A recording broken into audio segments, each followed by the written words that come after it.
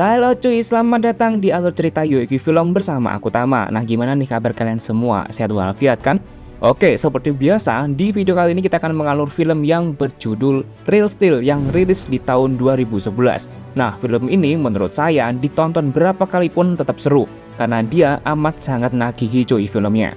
Nah, film ini menceritakan perjuangan robot dalam memperoleh gelar juara dunia. Oke, seperti apa keseruannya? Langsung saja kita ke pantunnya. Wakil ketua kepatok ular berbisa. Masih ikut mertua, tapi kok merasa paling berkuasa? Dulu, gak bahaya tak? Di awal film, di sebuah taman bermain pekan raya, diperlihatkan seorang pria yang bernama Charlie terbangun dari tidurnya. Pagi yang kacau bagi Charlie karena wis randai duit pemasukan nol ditagih hutang pisan, wis pokoknya kacau banget lah. Di luar truk terdapat beberapa anak kecil yang penasaran dengan robot milik Charlie yang bernama Embas. Charlie mengeluarkan Embas untuk dipamerkan kepada anak-anak itu. Anak-anak itu ingin berfoto dengan Embas, namun Charlie justru meminta bayaran $5, yang pastinya membuat anak-anak itu kesal dan pergi meninggalkan Charlie. Kemudian di dalam arena, Charlie menemui rival lamanya yang bernama Ricky, seorang promotor pertarungan robot melawan banteng. Charlie dengan songongnya menantang banteng milik Ricky dengan taruhan $20.000. Ricky yang ragu kalau Charlie punya uang berani menerima tantangan Charlie dengan mengancam kalau Charlie kalah dan tak membayar, maka dia akan menghajar Charlie. Ricky pun bersiap-siap untuk mempersembahkan pertarungan antara robot Embas milik Charlie melawan banteng terkuat miliknya. Charlie memamerkan gerakan-gerakan tinju Embas sebelum bertarung. Beberapa saat kemudian, banteng milik Ricky pun dikeluarkan. Di awal, Embas mampu menjatuhkan banteng itu dan menghajarnya dengan mudah, yang membuat para penonton bersorak antusias dengan pertarungan tersebut. Namun Charlie yang sombong membuatnya lalai hingga banteng itu menyeruduk Embas hingga kehilangan satu kakinya. Banteng itu terus menghajar Embas tanpa henti hingga rusak parah. Ricky pun memperingatkan Charlie untuk tidak kabur. Beberapa saat kemudian setelah selesai memasukkan robot Embas ke dalam truknya, Charlie ditemui oleh dua orang tak dikenal yang memberi kabar bahwa mantan istrinya telah meninggal. Charlie diminta untuk menghadiri sidang hak asuh anak satu-satunya yang dia tinggalkan sejak lahir. Charlie pun bergegas pergi dan kabur dari Ricky yang kemudian kesal karena telah ditipu.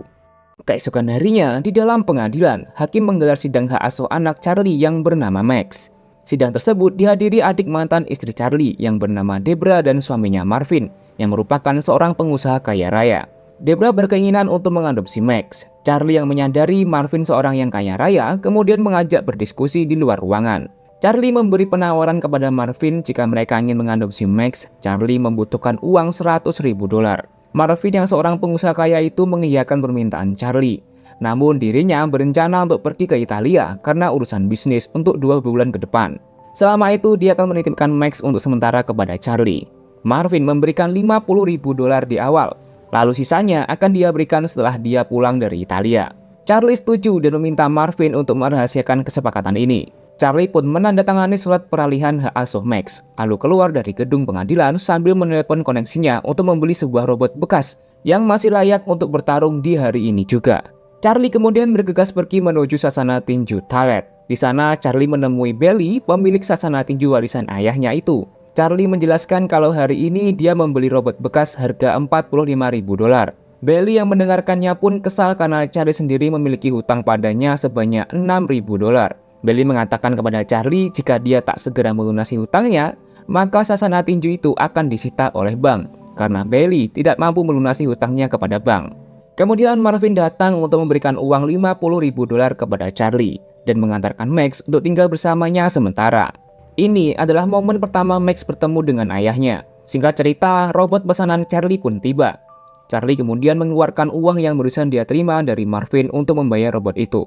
Max kesal karena dia tahu kalau Charlie meminta uang dari Marvin agar bisa mengadopsinya. Charlie pun memberi penjelasan tentang keadaannya saat ini. Kemudian mereka pun memeriksa robot yang baru Charlie beli. Max mengenali robot itu yang bernama Noisy Boy. Max pernah melihat pertarungan Noisy Boy beberapa tahun yang lalu. Charlie memeriksa pengendali suara Noisy Boy namun tak berfungsi. Max mencoba alat pengendali suara itu menggunakan bahasa Jepang dan berhasil. Ternyata perintah suara Noisy Boy masih menggunakan bahasa Jepang. Belly merubah settingannya menjadi bahasa Jawa medok slebeo.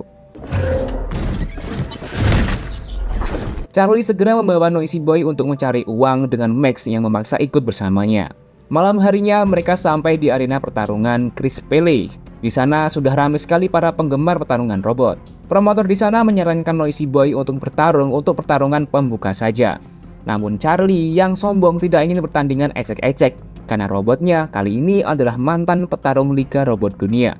Charlie langsung menantang juara bertahan di sana, yaitu robot yang bernama Midas. Max mencoba memberi saran agar Noisy Boy mencari lawan yang lebih mudah saja, tapi Charlie bersikeras ingin meraih uang yang banyak. Kemudian pertarungan digelar. Midas dan Noisy Boy pun berjalan memasuki arena pertarungan. Pertarungan pun dimulai. Midas dibuat kewalahan oleh Noisy Boy. Namun Midas kemudian mampu melawan balik dan menghajar Noisy Boy habis-habisan.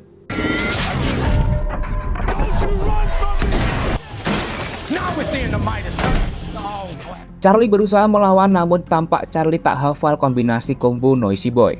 Sementara itu di atas arena, Midas terus menghancurkan Noisy Boy hingga akhirnya Noisy Boy tumbang.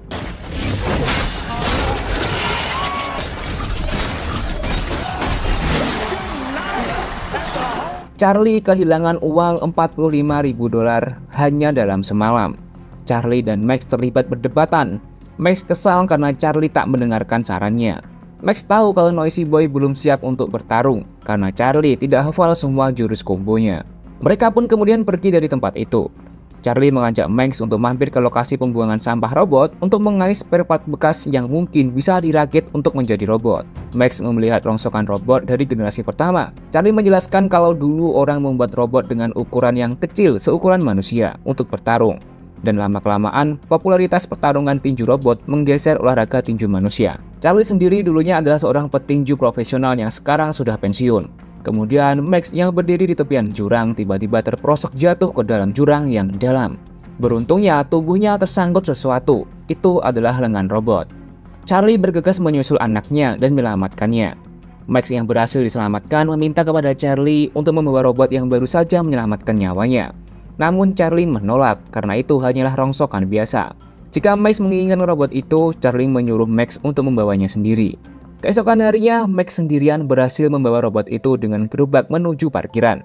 Mereka membawa robot itu menuju suasana tinju. Bailey terkejut melihat Noisy Boy yang hancur tak berbentuk. Mereka kemudian memeriksa robot rongsokan yang diambil oleh Max semalam. Beruntung Bailey mempunyai sel baterai yang cocok karena robot itu merupakan robot lawas generasi kedua yang sudah tua. Charlie berencana menyewakan robot itu menjadi robot sparring. Max yang mendengarnya tak terima lantaran robot itu miliknya karena dia yang menyeret robot itu semalaman. Robot itu memiliki kemampuan untuk meniru gerakan dan menyimpannya ke dalam memori. Bailey juga melengkapi robot itu dengan remote pengendali bekas yang masih bisa berfungsi. Max kemudian membersihkan robot itu. Terlihat tulisan di robot itu bertuliskan Atom. Robot itu bernama Atom. Setelah selesai mencuci Atom, Max pun kembali masuk dan bertanya apakah Atom bisa bertarung. Charlie dan Bailey menjelaskan kalau Atom adalah robot generasi lama. Kemungkinan Atom didesain untuk menjadi lawan sparring latihan robot lainnya. Max terus saja ingin agar Atom bertarung. Malam harinya, Max menghidupkan Atom dengan kemampuannya meniru. Max mengajak Atom berlarian di jalanan kota. Di satu momen, Max menyadari kalau Atom berbeda dari robot lainnya. Seperti Atom memiliki kesadaran. Pagi harinya, Max bertanya kepada Bailey tentang masa lalu ayahnya sebagai petinju profesional. Bailey yang mengenalnya sudah lama menunjukkan pertarungan ayahnya dengan seorang juara dunia. Charlie mampu membuat sang juara dunia itu kewalahan. Bailey mengatakan kalau itu adalah masa-masa yang sangat luar biasa. Charlie kemudian datang dan berkata kalau itu adalah masa lalu dan dia tak ingin membahasnya lagi. Charlie kemudian menyuruh Max untuk bersiap-siap karena Charlie akan pergi menuju Atlanta untuk mencari uang atau partner untuk membeli robot baru. Singkat cerita, sampailah mereka di Atlanta di stadion pertarungan robot dunia. Dari luar, Max terpukau melihat rekaman pertandingan robot terkuat saat ini, yaitu Zeus. Charlie menyuruh Max untuk tetap di tempat karena dia akan menemui temannya yang ada di sana. Beberapa saat kemudian, rombongan tim sang robot juara dunia, yaitu Zeus, berjalan di depan Max. Para reporter pun berlarian berebut mendekat untuk mewawancarai sang pemilik robot yang bernama Farah Lemkova. Farah menjelaskan kalau kesuksesan Zeus hasil bantuan sang perancang robot terbaik dunia saat ini, yaitu Tak Masido. Dia menjelaskan kalau Zeus memiliki sistem operasi terbaik untuk saat ini, dan apapun yang Zeus lawan bisa dipastikan akan hancur. Max yang melihat wawancara itu pun semakin terpukau. Di dalam, Charlie menemui temannya untuk berhutang beberapa ratus dolar saja. Namun temannya yang tahu kebiasaan buruk Charlie itu enggan untuk meminjamkan uangnya. Charlie kemudian bergegas menjemput Max. Max sangat antusias setelah melihat pertarungan Zeus. Max sangat ingin melihat Atom bertarung. Charlie yang cipek mendengarnya kemudian memiliki ide untuk membawa Atom bertarung di pinggiran kota. Siang harinya, Charlie mengajak Max ke suatu tempat yang bernama The Zoo. Di sana terdapat arena duel robot ilegal. Max menantang robot pemilik tempat itu yang bernama Kingpin. Kingpin memberi penawaran jika robot milik Max bisa bertahan selama 1 ronde, dia akan membayar 1.000 dolar. Namun jika tidak, robot milik Max akan jadi miliknya. Max pun kemudian setuju. Pertarungan pun dimulai. Max membawa Atom ke dalam arena. Kingpin mempersiapkan robotnya yang bernama Metro. Metro mampu menghajar Atom habis-habisan. Charlie mencoba memberi arahan kepada Max yang mengoperasikan Atom. Charlie kemudian sadar sebentar lagi 1 ronde akan berakhir, dan jika Atom mampu bertahan, mereka akan mendapatkan 1.000 dolar. Atom sempat tumbang, namun masih mampu untuk bangkit lagi.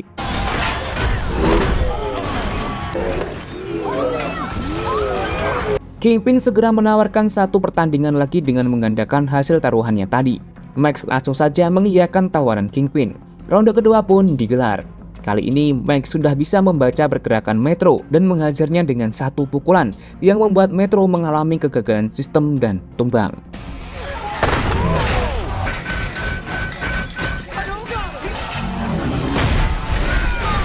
Charlie dan Max mendapatkan uang yang dijanjikan dan kemudian pergi.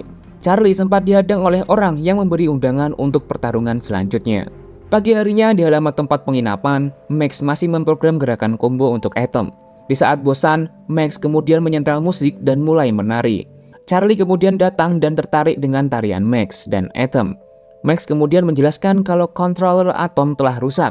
Dia kemudian memodifikasinya dengan memasukkan spare part milik Noisy Boy, sehingga membuat Atom bisa dikendalikan dengan perintah suara. Max ingin Charlie untuk mengajari Atom gerakan combo yang nantinya combo itu disimpan ke dalam memorinya. Charlie pun mengiyakan permintaan Max, namun dengan syarat Max dan Atom akan menari setiap kali mereka akan bertarung. Malam harinya, Charlie mengajari Atom jurus-jurus yang dia kuasai. Dan keesokan harinya, mereka pun berangkat menuju arena berikutnya.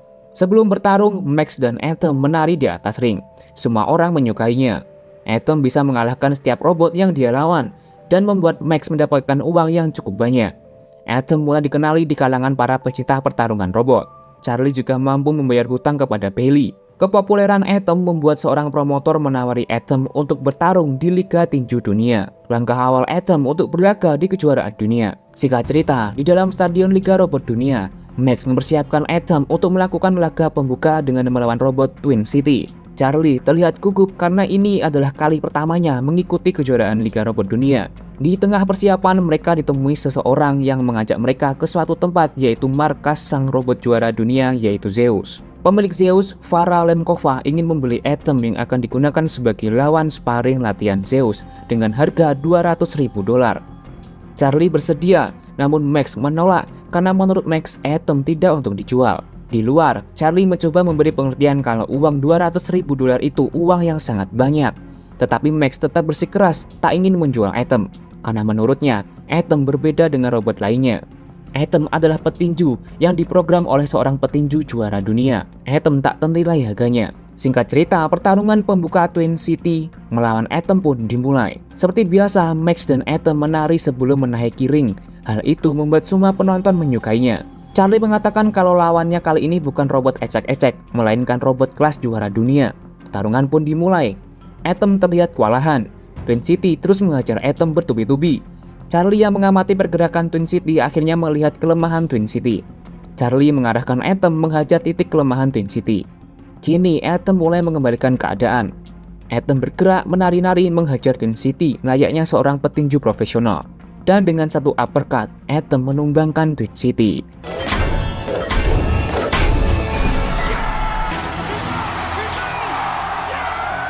Di saat pembawa acara sedang berbicara, Max merebut mikrofon dan dengan terang-terangan menantang Zeus untuk bertarung. Farah yang mendengarkannya terlihat kesal. Beberapa saat kemudian di parkiran, Charlie dan Max ditemui oleh Ricky yang masih memiliki dendam dengan Charlie. Charlie yang sekarang memiliki uang berkata kalau dia akan membayar semua hutangnya.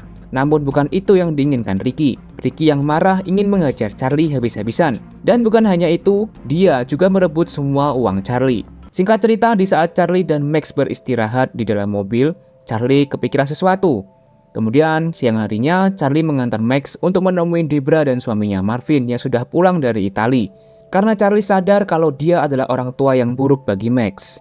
Marvin kemudian memberi uang sisa $50.000 kepada Charlie. Namun Charlie menolak uang itu. Di sasana tinju, Bailey mencoba memberi pengertian kalau Max sangat mengidolakan Charlie. Bailey percaya, di dalam lubuk hati yang terdalam, Charlie adalah orang tua yang baik.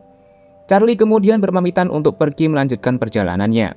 Beberapa hari kemudian, Charlie pergi menuju rumah Debra dengan maksud ingin menjemput Max. Charlie meminta izin untuk satu malam saja mengajak Max berjuang melawan Zeus. Karena Charlie tahu hal itu yang sangat diinginkan Max.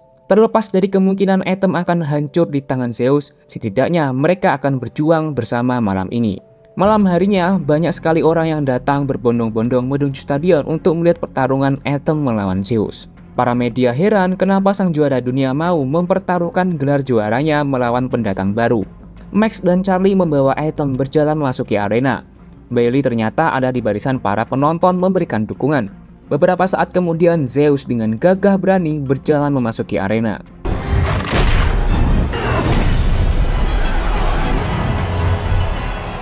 Charlie dan Max pun bersiap-siap dan pertarungan pun akhirnya dimulai.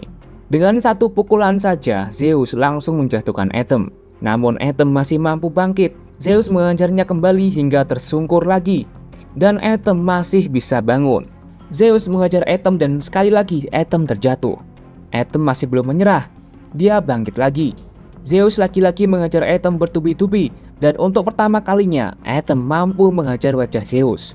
Kini giliran Atom menghajar Zeus, namun Zeus kembali membalikkan keadaan.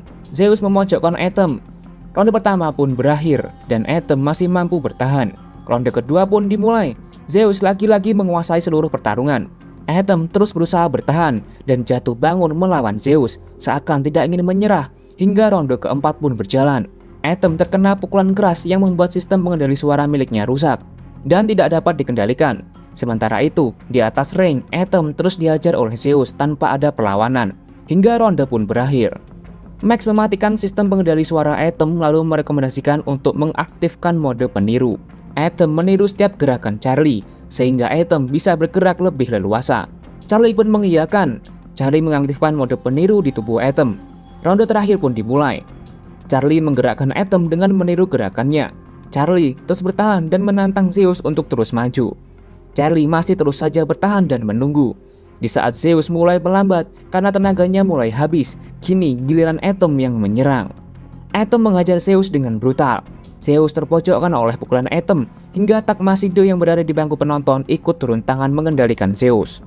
Namun hal itu sia-sia. Atom mampu menghajar Zeus tanpa ampun. Bailey dan Max yang melihatnya pun menangis terharu melihat perjuangan Charlie. Dan untuk pertama kalinya dalam sejarah, Zeus tumbang, namun Zeus masih bisa bangkit lagi dan Atom kembali menghajar Zeus. Dan bel pertarungan pun berbunyi. Zeus diselamatkan oleh berakhirnya ronde pertarungan. Pertandingan yang sangat luar biasa, semua orang bersorak akan kegigihan Atom.